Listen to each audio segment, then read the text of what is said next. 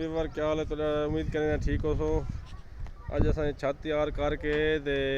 छत के उत्ते जरा ना बोरी फिरने पे हैं इकबाल साहब बोरी फिरने पे ते हुण अस छत ते वंज तो को नहीं सकते जरा इकबाल साहब नाल दुआ सलाम पर खड़सूं ही थाऊं कि ने तक हाल हवाल देसूं कि छत कसू ला के ते हुण अस करने पे जी ग्राउंडिंग मुकम्मल करेसूं ते वल तक इनका पूरा व्यू दिखेसूं। जैद भाई भी पर खड़े थे, जैद भाई भी बड़े दूर खड़े थे, आवाज़ उनकी भी कोनी आवनी। बाकी उम्मीद करने कि तुम ठीक हो इंशाल्लाह सभी ठीक है से दूजा जरा ना इकबाल सही बोरी फिरने वदन असा कि चलो इथों कर अज मिलाओगे अस अपना इथों शुरू कर गए इकबाल मियाँ बोरी चिके ना खड़े जैद मियाँ पानी सटना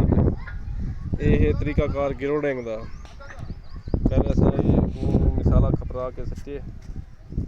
मिसाला सट के तो सीमेंट सटिए सीमेंट सट के तो हम बोरी चिकने पे हैं इंशाल्लाह ते माशाल्लाह हुण शाइनिंग आसी खूबसूरत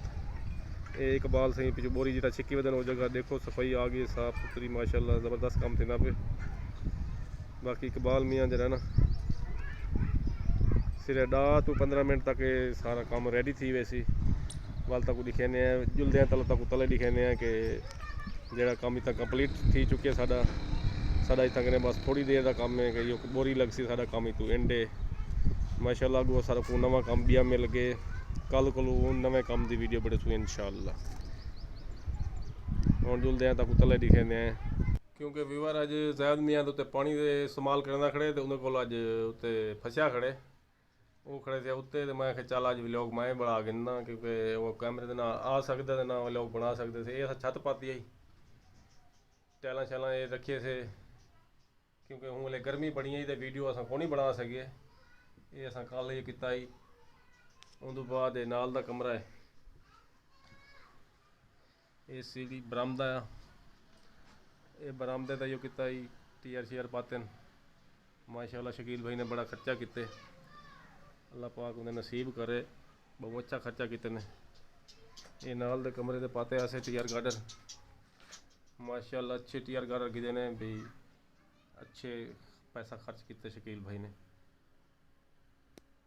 उत्ते फर्शी अस लाइए से कल शाम को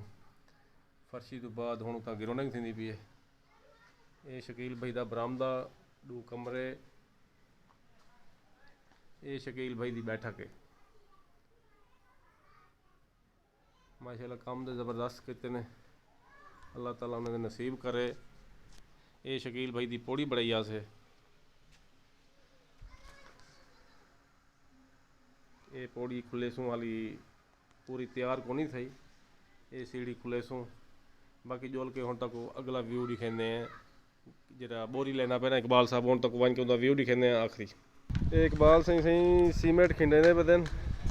सीमेंट खिंडा के वाली तो बोरी मरे सन ये थोड़ा जहा ऐसा रह के बैठक वाला ये बोरी मार के वल फाइनल थी वैसी इंशाल्लाह बस ये साडा नेड़े लगन वाला है। बाकी हुण जैद नाल इंटरव्यू करे थोड़ी देर तक भाई ये सीमेंट मार के तो बोरी कहने साडा काम फाइनल तो इख्तिताम पजीर हो जाएगा इंशाल्लाह।